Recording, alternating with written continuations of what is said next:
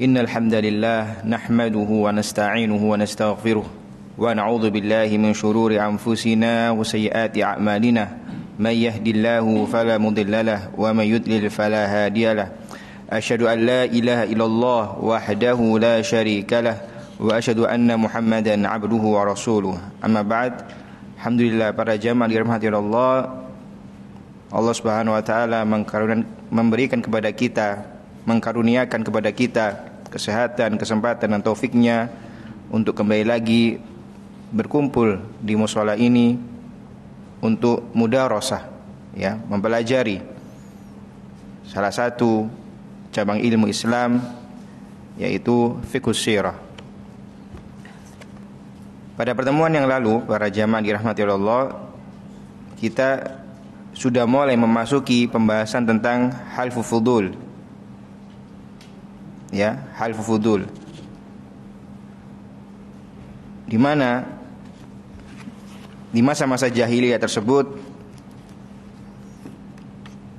kafir Quraisy pernah membuat sebuah perjanjian, sebuah kesepakatan, sebuah inisiatif untuk membela hak seorang yang terzalimi di kota Makkah. Maka kejadian itu, para jamaah dirahmati Allah, dicatat di dalam sejarah.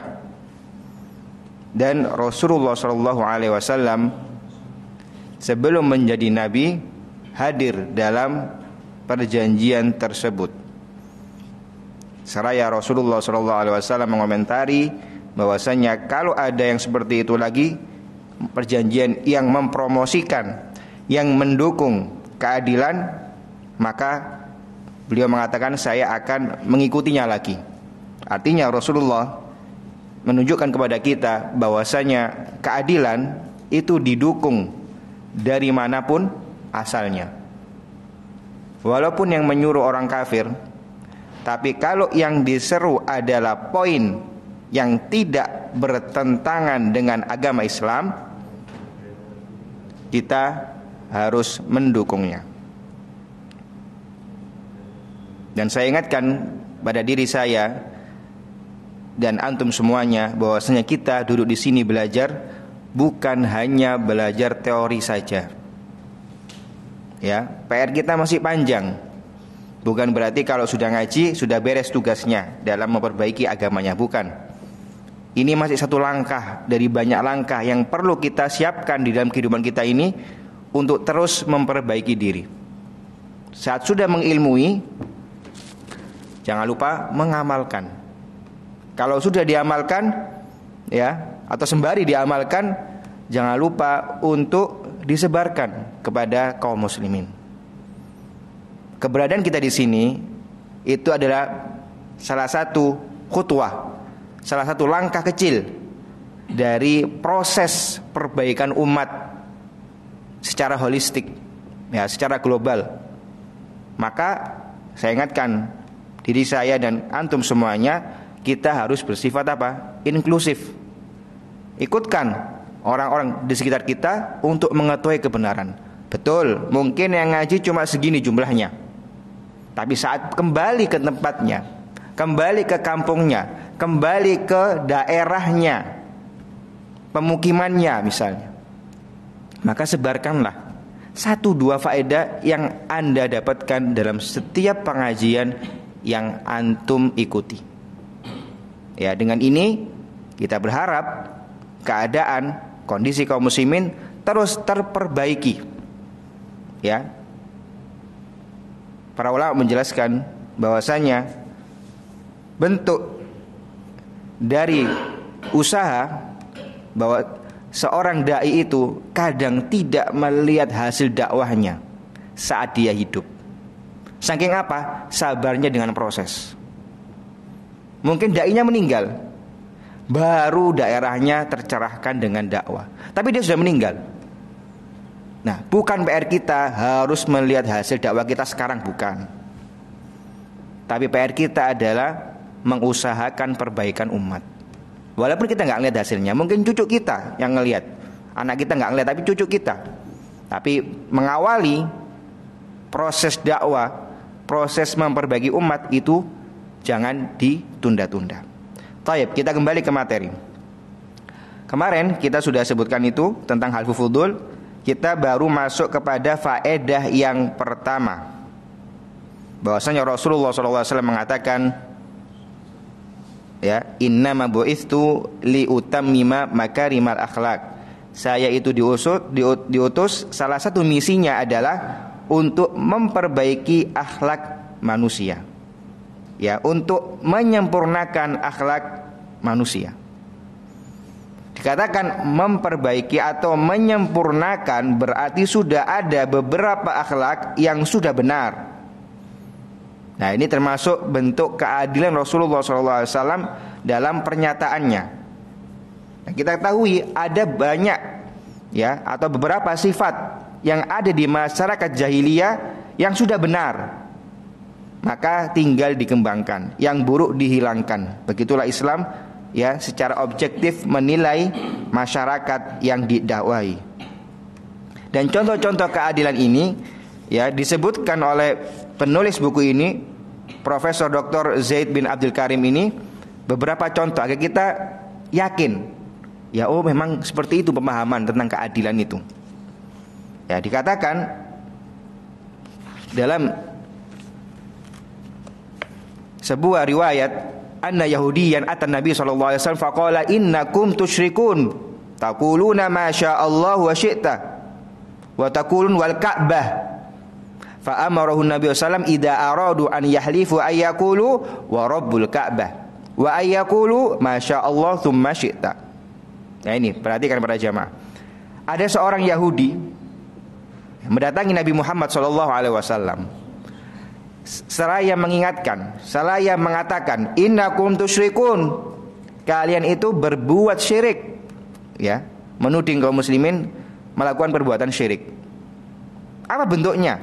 Taqulun, orang Yahudi tadi menjelaskan, kalian itu sering mengatakan masya Allah wa syi't, ya, dengan kehendak Allah dan kehendakmu atau kehendakku. Wa taqulun, dan kalian juga sering mengatakan wal Ka'bah, demi Ka'bah. Maka Rasulullah SAW saat mendengar, ya, perkataan orang Yahudi ini, maka Rasulullah SAW mengingatkan sahabat, ya, jangan seperti itu. Perkataan dua itu memang ada nilai yang tidak sesuai dengan tauhid. Karena kehendak yang berlaku di alam semesta ini adalah kehendaknya Allah saja, ya. Maka Rasulullah mengoreksi perkataan tadi masya Allah wa syi'ta sama wal Ka'bah, dikoreksi oleh Rasulullah SAW berdasarkan nasihat atau penuturan dari orang Yahudi yang melihat di lapangan kaum muslimin tadi. Dengan koreksian, katakan kalau kalian mau bersumpah, katakan wa rabbul Ka'bah, demi yang memiliki Ka'bah. Nah, ini lebih tepat, ya, ini lebih baik, ya, jauh dari nilai-nilai atau unsur-unsur kesyirikan, ya. Dan katakan, ya, Rasulullah juga mengoreksi perkataan tersebut. Kalau mau mengatakan masya Allah, katakan masya Allah tsumma syi'ta. Pakainya tsumma, kemudian, bukan dan. Artinya tidak setara. Nah, lihat, orang Yahudi aja, Pak, itu tahu mana yang bau-bau syirik. Bukti bahasa mereka punya ilmu, ya. Maka kaum muslimin bila diperhatikan, bila dikoreksi, ya, dan dituturi masalah akidah, jangan marah. Ini sangat penting. Ini orang Yahudi jauh-jauh ketemu Nabi cuma buat ngingatin masalah akidah. Ya, orang Yahudi saja tahu, ya, masalah akidah. Maka kita malu kaum muslimin, ya, yang suka aneh mencemooh mereka, tapi kita sendiri kedodoran dalam masalah akidah. Ya, kita jangan mau kalah, kita harus perbaiki akidah kita, ya. Maka jangan sampai kita jadi bahan ketawaannya orang Yahudi, ya, marah-marah sama kita, mereka aja agamanya nggak benar. Kita tunjukkan bahwasanya agama kita adalah agama yang benar, ya. Pengamalan yang terjadi masyarakat yang kurang cocok dengan Islam yang sejati, mari kita perbaiki, ya. Ini juga bukti bahwasanya Rasulullah adil dalam menghadapi kebenaran. Kalau benar walaupun dari, ya, pihak Yahudi, Rasulullah terima karena koreksiannya memang benar, karena koreksiannya memang benar.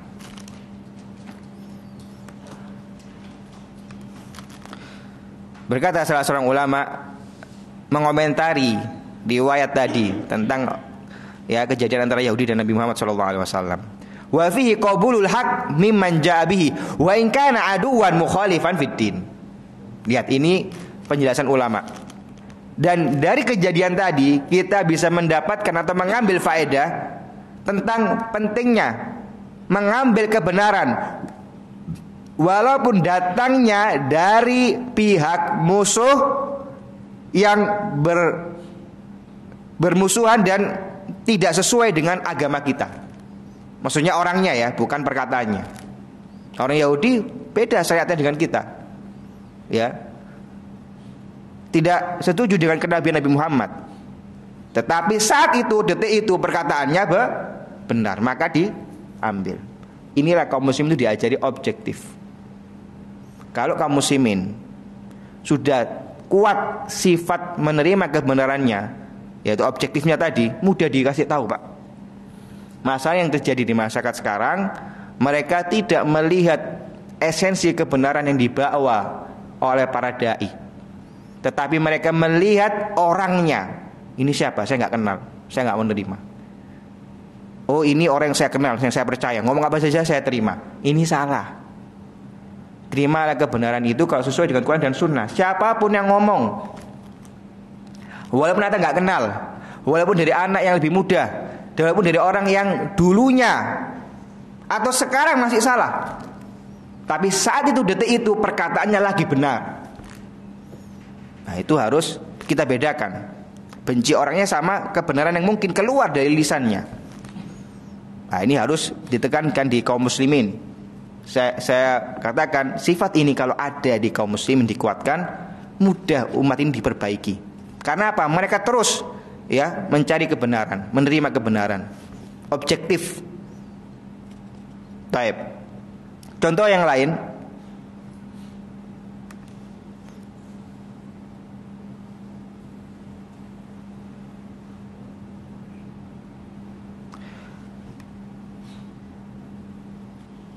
Allah Subhanahu wa taala pernah atau menyebutkan dalam ayatnya, membantah orang-orang yang mengatakan wa idza fa'alu fahishatan qalu wajadna 'alaiha aba'ana wallahu amarna biha. Ya, orang-orang kafir, musyrik bila diperintah kepada kebaikan, mereka mengatakan kita itu mendapati buyut-buyut kita itu seperti ini. Wallahu amarna biha. Sungguh Allah itu yang memerintahkan kita untuk berbuat seperti ini. Artinya diingatkan kepada kebenaran, tapi malah berdalih dengan fanatisme kepada buyut-buyut mereka. Seraya mengatakan, ya ini yang Allah perintahkan, itu yang kita ketemu dari buyut-buyut kita. Maka Allah membalas ayat ini dengan mengatakan, Qul innallaha la ya'muru bil fahsya. Katakan wahai Muhammad bahwasanya Allah tidak menyuruh kepada perbuatan-perbuatan yang keji. Di sini beliau mengatakan, penulis buku ini, tapi Allah Subhanahu wa taala tidak merot atau tidak mengkonter kata-kata wajadna 'alaiha aba'ana. Kita dapati orang tua kita seperti itu. Kenapa? Karena memang mereka mendapati orang tua mereka berbuat keji tadi. Tapi jadi gini, ada dua klausa dua kalimat di perkataan tadi. Mereka mengatakan saat diingatkan, didakwai oleh Rasulullah untuk kembali kepada kebenaran, mereka mengatakan ini yang kita dapat di orang tua kita seperti ini, Allah yang menyuruh kita seperti ini. Maka dari dua klausa ini yang dikonter di ayat selanjutnya itu cuma klausa bahwasanya Allah memerintah. Allah mengatakan tidak, saya tidak memerintah seperti itu. Adapun klausa bahwasanya orang tua mereka didapati berbuat seperti itu benar. Paham ya? Nah, artinya sampai sedetail itu seseorang itu harus objektif. Dan Allah Subhanahu wa taala dalam ayatnya berfirman seperti itu. Dari sisi kalian mendapati orang tua kalian seperti itu, ya benar, kalian mendapati orang tua kalian berbuat keji. Tapi kalau Allah dibilang memerintahkan hal tersebut, tidak. Allah tidak memerintahkan hal-hal yang keji.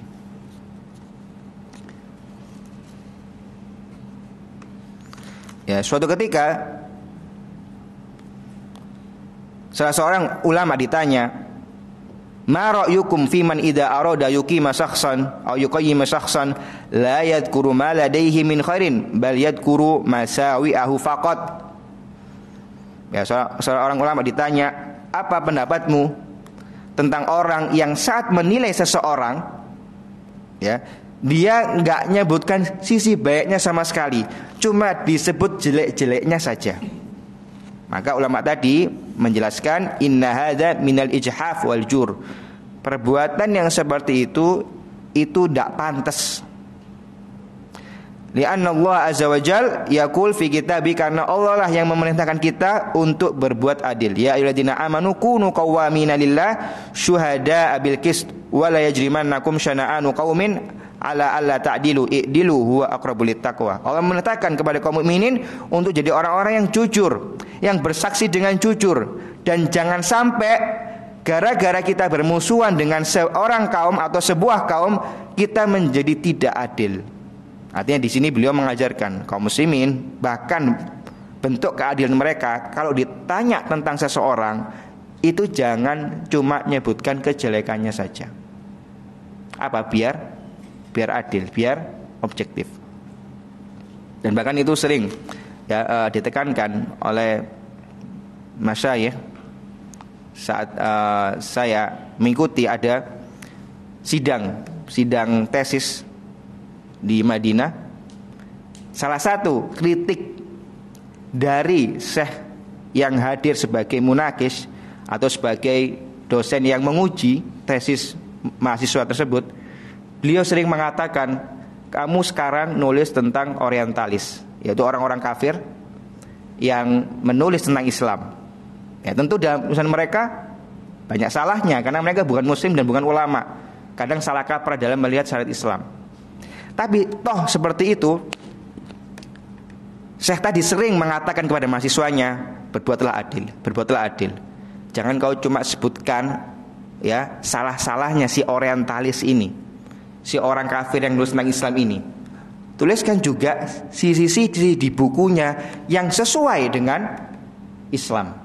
Dengan begitu bakal tulisanmu ini menjadi lebih objektif dan lebih adil. Karena kaum muslimin itu didakwa atau disuruh untuk selalu adil. Lihat, saya saksikan itu saat saya hadir di sidang tesis mahasiswa tersebut, selalu diwanti-wanti sama dosennya tersebut.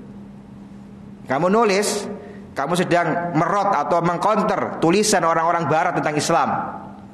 Tapi jangan lupa, kalau ada sisi benarnya, sebutkan di dalam tesismu. Oh, sisi ini benar, sisi ini benar. Adapun yang salah seperti ini, agar berimbang. Inilah para jamaah masyarakat Islam, masyarakat yang berperadaban, masyarakat yang berpikirnya itu adil. Ya, sampai merot atau mengcounter buku-buku barat yang menjelekkan Islam, tetap disuruh adil. Dan sampai sekarang, dan saya saksikan sendiri di sana. Maka kaum muslim itu jauh dari kezaliman. Bahkan sama musuhnya itu tidak zalim. Ya.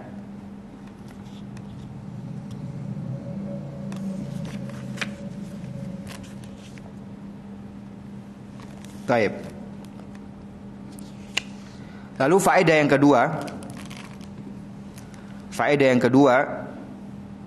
beliau mengatakan al-amr al-akhar alladhi nastafidu huna huwa anal muslim da'i khair yusanid kullama yad'u ila khair li'annahu awla bihi fa kullu man da'a ila khairil mujtama' fal muslim aunun lahu wa musnasirun lahu wa mu'inun. Beliau mengatakan, dan hal lain yang bisa kita ambil faedah dari kejadian tadi, yaitu halful fudul, bahwasanya seorang muslim itu adalah dai kebaikan, dai kebenaran. Maka sebagai tugasnya dia selalu mendukung apapun bentuk dakwahan kepada kebenaran, kepada kebaikan. Lalu beliau mengatakan wala yaktafi bima yabda'u bihi huwa wa yuhmilu ma indal akharina minal khair. Dia mengatakan, maka seorang dai janganlah cuma mencukupkan dirinya dengan apa yang dia mulai dari kebaikan dan kebenaran, lalu dia lantas meninggalkan atau tidak mengindahkan kebaikan atau seruan-seruan kebaikan yang ada di orang lain. Artinya kita disuruh apa? Mendukung semua bentuk kebaikan.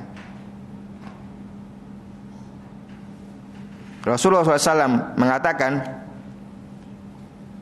di dalam perjanjian sulh Hudaybiyah, walladzi nafsi biyadi lau la yas'alunani khuttatan yu'azzimuna fiha hurumatillah illa a'taituhum iyyaha. Demi yang diriku ada di tangannya, tidaklah mereka kafir Quraisy memintaku sebuah poin perjanjian yang di dalamnya mereka mengagungkan syiar-syiar Allah, kecuali aku akan setujui. Lihat, yang buat perjanjian siapa? Orang kafir Quraisy. Tapi kalau tahu di situ ada poin-poin yang mengagungkan syiar-syiar Allah, Rasulullah apa? Setuju. Jadi pemahaman tentang bahwasanya dai itu mendukung kebenaran, dan poin-poinnya adalah sesuatu yang diajarkan oleh Rasulullah SAW jauh-jauh hari. Yaitu syaratnya apa? Poin yang dia seru itu sesuai dengan Islam, maka itu didukung. Walaupun yang mengatakan atau yang mengajak itu orang kafir. Famata ra'ayna khairan ayyadnah wa waqafna ma'ahu wa nasarnah bisarfin nadhar anil ladzi bada'a bid-da'wati wal fikrah. Beliau menyimpulkan, penulis buku ini, maka kapanpun kita melihat kebaikan, kebenaran, maka kita support, kita dukung, kita tolong,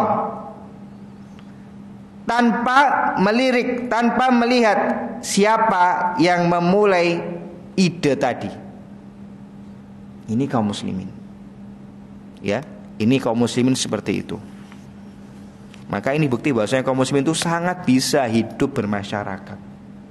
Nanti di pembahasan-pembahasan berikutnya kita ditunjukkan bagaimana Rasulullah SAW itu hidup bersosial, hidup tidak uzlah, hidup berbaur dengan masyarakat, tapi tetap menjaga akidahnya, tetap menjaga manhajnya. Nanti akan diceritakan di halaman-halaman berikutnya. Berkata Ibnu Qayyim rahimahullah fi Zadil Ma'ad, innal musyrikin wa ahlal bid'ah wal fujur wal bughad wal dhalama idza talabu amran yu'adzimuna fiha hurmatan min hurumatillah ajibu ilaihi wa a'tuhu wa a'inu alaihi wa in mana'u ghairah. Ibnu Qayyim rahimahullah mengatakan dalam bukunya Zadul Ma'ad, sesungguhnya orang-orang musyrik, ahlu bid'ah, orang-orang yang memiliki sifat yang keji, yang tidak baik, bila mana mereka itu menyeru kepada urusan yang mengagungkan syiar-syiar Allah, apa kata beliau? Ajibu ilai, maka jawablah, dukunglah, tolonglah. Wa in mana'u ghairuhu, walaupun mereka di sisi-sisi lain itu tidak seperti itu. Artinya dari 90 dakwahan mereka, satu yang mendukung kepada kebenaran, satu ini dukung, 89-nya tinggalkan. Ini bukti kaum muslimin itu disuruh untuk mendukung kebenaran dari manapun keluarnya. Tapi ingat, harus yakin itu benar. Karena kita dukungnya bukan karena dianya, karena kita benci orang-orang yang berbuat kufur, orang berbuat kerusakan. Tetapi kita mengikuti atau mendukung poin tadi karena Allah, karena sesuai dengan perintah Allah.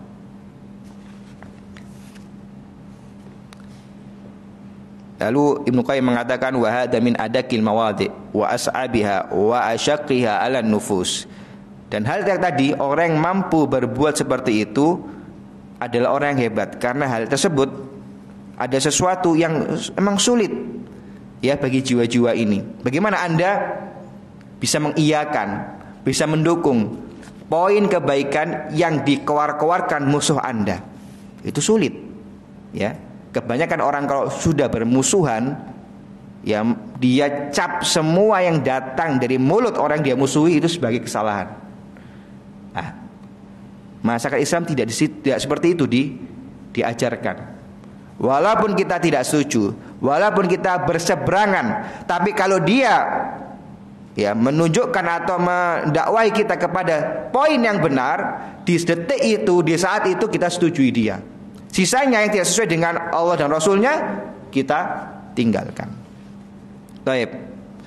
Itu adalah beberapa faedah dari ya kejadian atau peristiwa halfu fudul.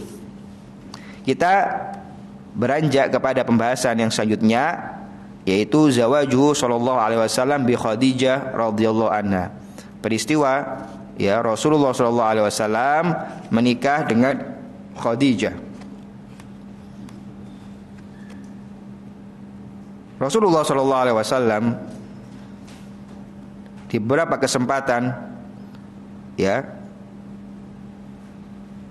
kita sudah sebutkan sebelumnya bahwasanya Rasulullah berdagang, ya pernah diajak pamannya berdagang,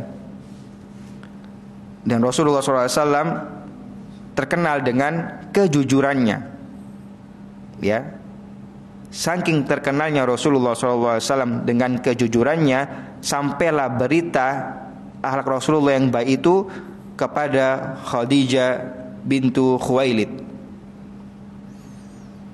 Ya, dan beliau Khadijah ini adalah wanita yang terhormat, nasabnya tinggi dan juga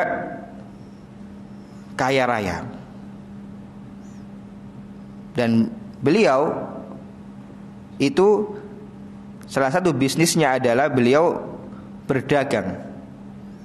Ya, beliau sewa orang-orang yang bisa membawa barang dagangannya lalu didagangkan dengan konsep bagi hasil, ya mudharabah. Orang yang berangkat dengan barangnya dikasih upah, dikasih bagian, lalu beliau yang menitipkan barangnya juga mendapatkan hasilnya. Maka saat mendapatkan berita tentang seorang pemuda bernama Muhammad SAW dengan kejujurannya, maka beliau tertarik untuk ya memperdagangkan barang dagangannya itu dibawa oleh Nabi Muhammad SAW.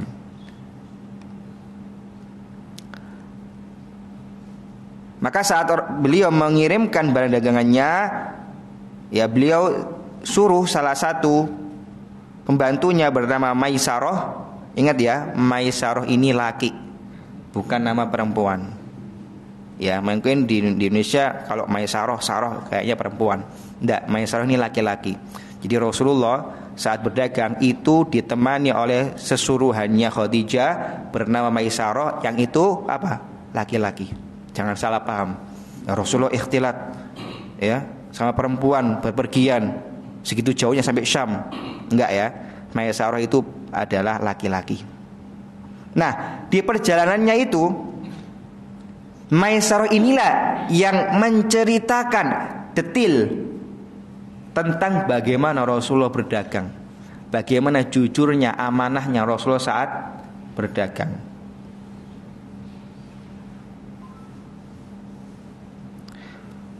Maka sepulangnya dari perdagangan tadi, perniagaan tersebut, dan setelah Maisarah itu menceritakan semua detail tentang kejujuran Rasulullah SAW, maka Khadijah muncul keinginan untuk menikah dari Nabi Muhammad SAW.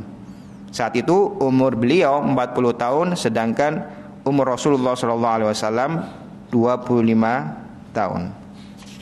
Dan Khadijah ini, para jamaah dihormati Allah, sudah pernah menikah ya 2 kali sebelum menikah dengan Rasulullah SAW. Jadi Rasulullah adalah laki-laki ketiga yang dinikahi oleh Khadijah bintu Khuwailid. Ya. Suami pertama yang pernah dinikahi oleh Khadijah bernama Atiq bin Aid al. Suami kedua yang pernah dinikahi oleh ditinggal mati. Saya ulangi, dua suami yang 1 dan 2 yang pernah menikah dengan Khadijah, dua-duanya itu meninggal. Paham? Bukan cerai hidup, tapi dalam tanda kutip cerai mati karena mati. Pisah ya karena mati, karena dipisah oleh kematian. Ya, Atiq bin Aid dan Abu Halah. Taib, apa faedahnya? Ya, dari peristiwa tadi itu apa faedahnya? Pertama, kita harus tahu dulu betapa besar, betapa tinggi ya fadilah atau posisi Khadijah bintu Khuwailid. Rasulullah SAW mengatakan sebaik-baik wanita ya adalah Khadijah. Ya, beliau menyebutkan Maryam bintu Imran, lalu yang kedua beliau menyebutkan Khadijah. Para ulama menjelaskan bagaimana maksudnya ini. Maka yang dipilih oleh penulis buku ini, maksud dari hadis tersebut khairun nisa'iha Maryam wa khairun nisa'iha Khadijah. Maksud dari hadis tersebut adalah sebaik-baik wanita di muka bumi di zamannya. Di zaman Maryam bintu Imran, dialah wanita terbaiknya. Namun di zaman Rasulullah SAW, wanita terbaiknya adalah Khadijah. Ya. Lalu hadis kedua yang menyebutkan tentang keutamaan Khadijah adalah hadis yang diriwayatkan oleh Aisyah. Beliau mengatakan, "Ma ghirtu 'ala nisa'in Nabi sallallahu alaihi wasallam illa 'ala Khadijah." Aisyah mengatakan, saya tidak cemburu kepada istri-istri Nabi Muhammad lebih dari cemburuku terhadap Khadijah. Wa ini lam udrikha. Walaupun Aisyah mengatakan, aku enggak pernah ketemu Khadijah. Kenapa? Karena meninggal dulu, wafat dulu Khadijah, baru Rasulullah nikah lagi. Maka secara penglihatan Aisyah enggak pernah ngelihat Khadijah, tetapi cemburunya kepada Khadijah yang paling besar. Wa kana Nabi SAW idza dhabaha syat yaqul arsilu biha ila asdiqai Khadijah. Nabi SAW dahulu kalau menyembelih kambing selalu mengatakan kepada keluarganya, kirimlah beberapa kepada teman-temannya Khadijah dahulu. Bukti bahwasanya Rasulullah walaupun selepas wafatnya Khadijah itu tetap di hatinya Rasulullah. Masih ingat? Ya, enggak pas kawin meneng lali sing suwe enggak. Ya, ingat, kirimlah makanan ini kepada teman-temannya Khadijah. Fa'aghdabtuhu yauman faqultu Khadijah faqala Rasulullah sallallahu inni qad ruziktu hubbuha. Atau qad ruziktu hubbuha. Maka hal tadi membuat Aisyah cemburu, ya. Maka Aisyah mengatakan, Khadijah, maksudnya lu sudah enggak ada orangnya, kok masih ingat gitu loh. Maka Rasulullah SAW mengatakan, inni qad ruziktu hubbaha. Saya itu dirizki, dikaruniai rasa cinta kepadanya. Ini lihat Rasulullah SAW, ya, seorang yang wafa kepada istri-istrinya. Qala Nawawi, ruziktu hubbaha isyatun anna hubbaha fadilatun hasalat. Bukti bahwasanya hal ini, hadis ini menjadi dasar tentang keutamaan Khadijah adalah apa? Allah jadikan rasa cinta itu di hati Rasulullah SAW terhadap Khadijah. Ya. Hadis yang ketiga tentang keutamaan Khadijah diriwayatkan oleh Abu Hurairah. Dia mengatakan, ata Jibril Nabi sallallahu alaihi wasallam faqala ya Rasulullah hadi Khadijah qad atatka maha inaun fi idam wa ta'am aw syarab fa idha hiya atatka faqra alaihi salam min rabbiha wa minni wa bashirha bi baitin fil jannah min qasbin la sakhafan fihi wala nasab. Suatu ketika Jibril pernah datang kepada Nabi Muhammad SAW, lalu mengatakan, wahai Rasulullah, wahai utusan Allah, ini Khadijah ya sudah mendatangimu atau akan datang kepadamu sebentar lagi, membawa nampan isinya atau bejana isinya makanan atau minuman seperti itu. Dan bila dia datang, fa idza ya'tatka faqra alaihi salam, maka kalau dia datang wahai Rasulullah, bacakan baginya salam dari Allah Subhanahu wa taala dan salam dariku, maksudnya Jibril. Ya. Wa basyirha bi baitin fil jannah, dan berikan dia kabar gembira bahwasanya dia memiliki rumah di surga, ya. Rumah di surga yang terbuat dari mutiara-mutiara, dari perhiasan-perhiasan, la sakhaba fihi wala nasab, di mana rumah itu tidak akan dia pernah merasakan rasa lelah dan rasa letih.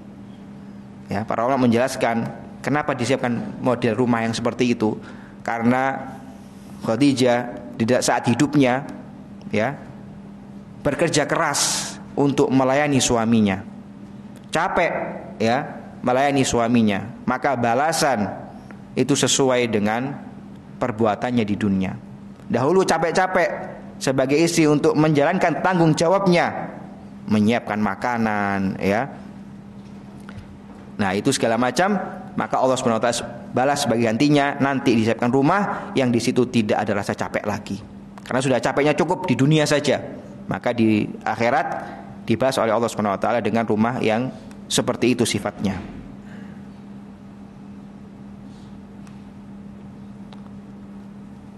Maka kalau kita lihat Khadijah ini, para jamaah dirahmati Allah, adalah orang yang pertama kali beriman kepada Rasulullah SAW, lebih cepat daripada Abu Bakar.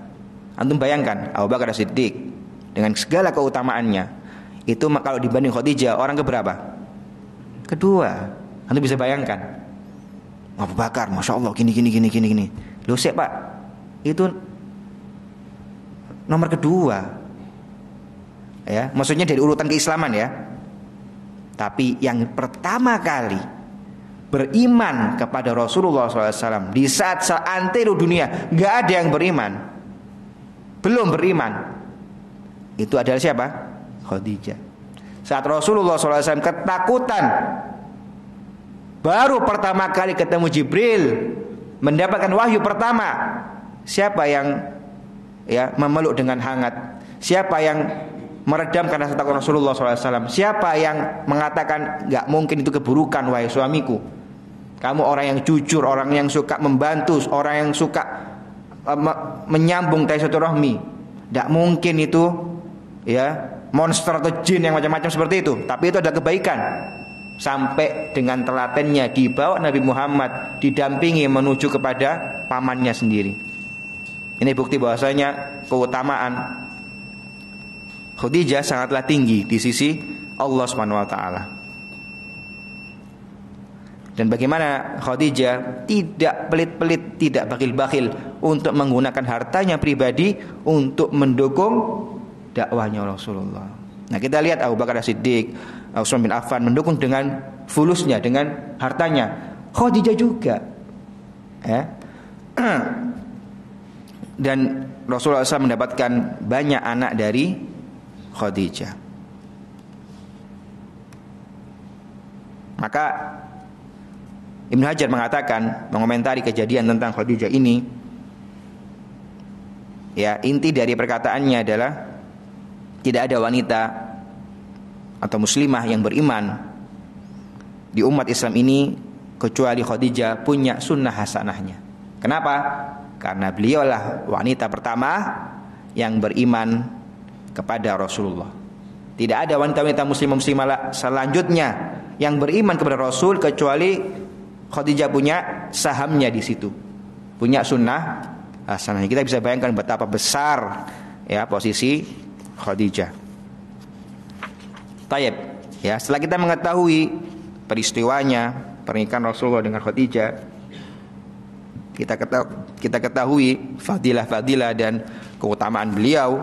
Nah, kita sekarang sampai kepada faedah yang bisa kita dapat dari hal tersebut. Pertama, faedah yang pertama dari kejadian tadi kita bisa dapati bahwasanya Khadijah ini memiliki akal yang kuat, rojahatil akal, ya, akal yang tajam. Kenapa? Beliau saat mendengar berita Rasulullah SAW sebagai orang yang jujur, orang yang bisa dipercaya, ya, maka beliau tidak terburu-buru, ya, diberikan amanat dulu. Itu kan tadi berita. Maka Khadijah menyuruh untuk memperdagangkan dagangannya, yang itu butuh safar yang jauh, dan dari safar itulah, dan dari yang namanya jual beli itulah kita bisa mendapati sifat asli seseorang. Ya, suatu saat Umar bin Khattab pernah mengatakan bahwasanya safar itulah dan juga bermuamalah dengan dirham itulah yang bakal mengeluarkan sisi asli seseorang. Orang bisa saja ngomong, oh saya jujur pak, saya insya Allah jujur, bisa amanah saya insya Allah. Itu kan perkataan, ya. Tetapi saat melihat bagaimana dia berdagang, bagaimana dia bersafar, itu akan kelihatan sifat aslinya. Dan ini semua menunjukkan bahwasanya Khadijah adalah wanita yang punya sifat tidak terburu-buru, tidak gerusa-gerusu, dan akalnya tajam. Taib. Faedah yang kedua yang penting, khususnya untuk para wali, ya, bagi anak-anak perempuannya, ini disebutkan bahwasanya Rasulullah SAW dahulu bisa menikah dengan Khadijah. Salah satu sebabnya di sebagian riwayat yang, ya, menyambungkan itu adalah paman-paman dan para wali, ya, wali-wali dari kedua belah pihak atau orang-orang di sekitarnya, ya. Di sini beliau mengatakan fahuwa yudzakkiruna bi ahamiyati hirsil auliya ala tazwiji banatihim walau an tariqil ard. Beliau mengatakan ini mengingatkan kita tentang pentingnya agar para wali tersebut, ya, semangat untuk menikahkan anak-anak perempuan mereka walaupun dengan cara apa? Dengan cara ard, yaitu menawarkan. Tentu penawaran yang dimaksud di sini adalah penawaran yang tetap menjaga, ya, karomatu an-nisa. Bukan seperti jualan, ya, jangan salah paham. Maksudnya menawarkan itu dicarikan orang-orang yang dianggap itu baik untuk anaknya. Dan hal ini para jamaah dirahmati Allah bisa kita lihat dari tadi kejadiannya Khadijah, bagaimana paman-paman atau wali-wali yang ada di sekitar Khadijah dan juga paman-paman dari pihak Rasulullah SAW itu bertemu untuk memusyawarahkan, kira-kira kalau kamu dengan ponakan saya atau dengan putri saya bagaimana. Itu sudah terjadi saat kejadian tadi, ya, peristiwa pernikahan antara Khadijah dan Rasulullah SAW.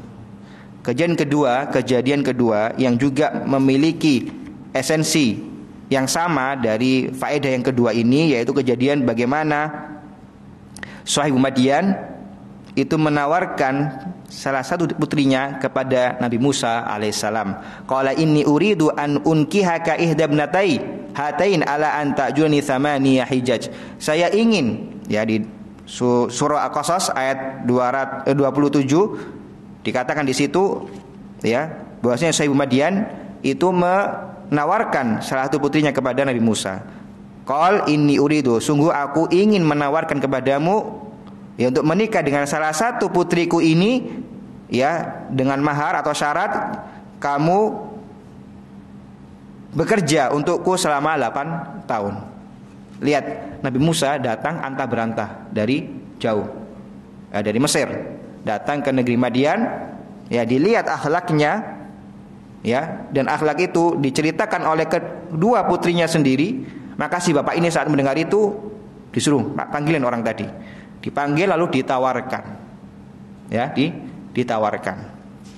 Ini dalil kedua tentang bahwasanya menawarkan ya atau mencarikan anak dengan cara menawarkan, maukah kalau dinikah seperti itu bukan aib. Mungkin di sebagian masyarakat itu aib.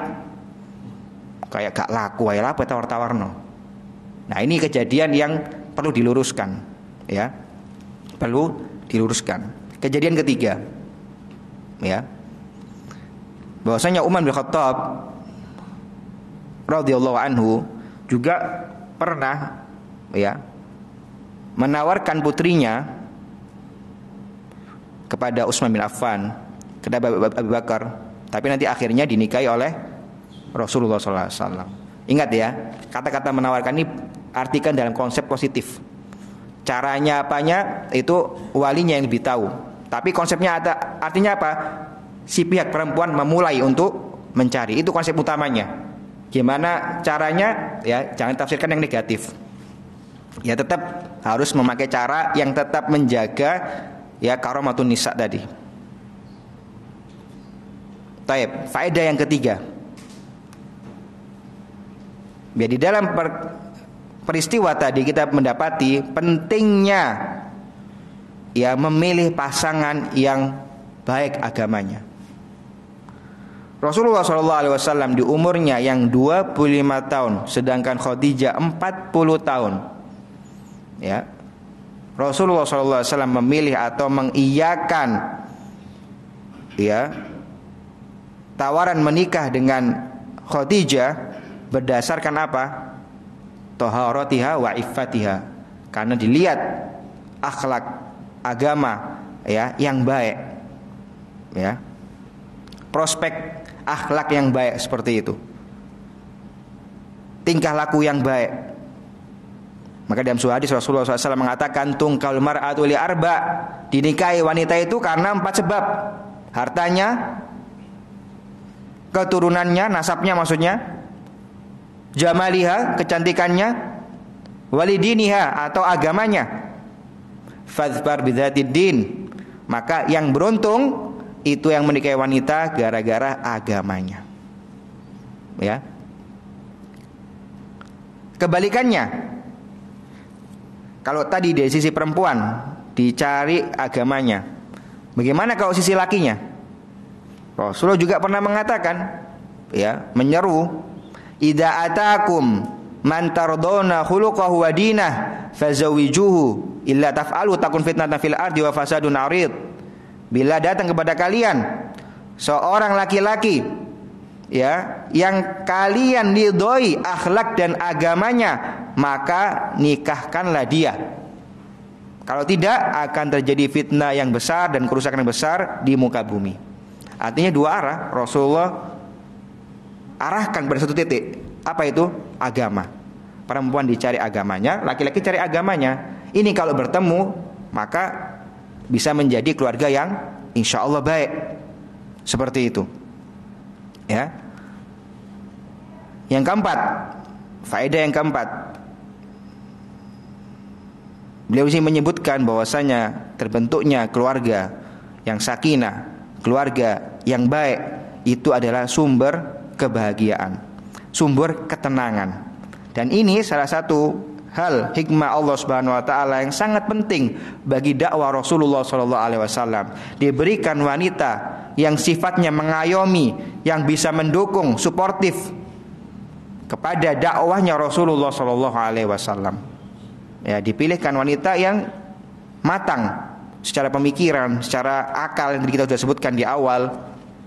Ya, salah satu tujuannya adalah untuk mendatangkan dukungan kepada sang dai, yaitu Rasulullah sallallahu alaihi wasallam. Karena kadang orang berjibaku, bertempur di luar rumah, saat dia pulang diharapkan apa?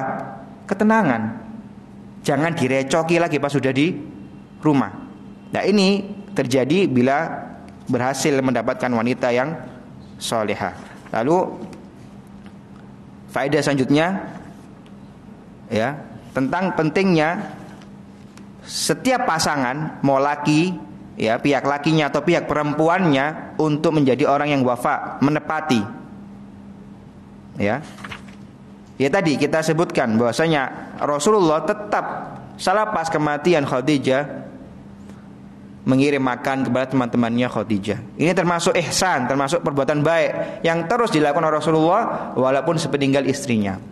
Artinya rasa sayang dan rasa menepati tadi itu terus terjadi walaupun istrinya sudah tidak ada. Artinya di sini para jamaah yang diminta untuk wafa, menepati, menjaga ya kehormatan itu enggak cuma perempuan terhadap laki-laki. Mindset di masyarakat yang harus hati-hati perempuan, kalau di rumah hati-hati, jaga kehormatan gini-gini. Lakinya juga pas di luar kayak gitu.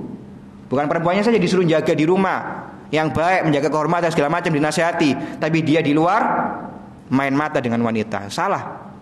Rasulullah SAW menunjukkan, memperlihatkan qudwah yang baik. Bagaimana Khadijah menjaga Rasulullah SAW ya di rumah. Maka saat meninggal beliau, saat sudah wafat, Rasulullah tetap menunjukkan rasa wafa, rasa menepati tadi terhadap Khadijah. Di sini beliau menukilkan, penulis buku ini menukilkan perkataan Ibnu Utsaimin, Syekh Utsaimin, beliau mengatakan saat mengomentari ayat wailul lil mutaffifin. Mungkin antum sudah pernah sering dengar ayat ini. Ya, celaka bagi orang-orang yang suka melebihkan timbangan. Ya, kalau pas nimbangin orang dikurangi timbangannya. Tapi kalau pas ditimbangi atau dia sedang beli ke orang dan ditimbangkan buat dia minta dilebihkan. Ini juga cuma masalah jual beli. Ini juga masalah dalam pernikahan. Ya kalau Anda mau, kita mau, istri kita menepati hak-hak kita ya sebagai suami, atau anak-anak kita bahkan menepati bagi kita baktinya, maka kita ke mereka juga harus menepati. Ya, jadi suami yang baik, jadi ayah yang baik, seperti itu. Maka Islam tidak pincang dalam satu arah, menyuruh wanita saja yang seakan-akan diberikan semua tugas. Tapi laki-laki juga punya tugas. Ya, itulah tadi wailul mutaffifin. Jangan curang. Kalau masalah haknya saja, kamu tuh istri yang kurang ini, tidak berbakti ini. Tapi dia sendiri juga kurang. Maka harus berimbang. Baik. Itu yang bisa kita sampaikan dalam kajian kita kali ini. Moga-moga manfaat. Maaf kalau ada salah-salah kata. Subhanakallah bihamdik, asyhadu an la ilaha illa anta astaghfiruka wa atubu ilaik. Assalamualaikum warahmatullahi wabarakatuh.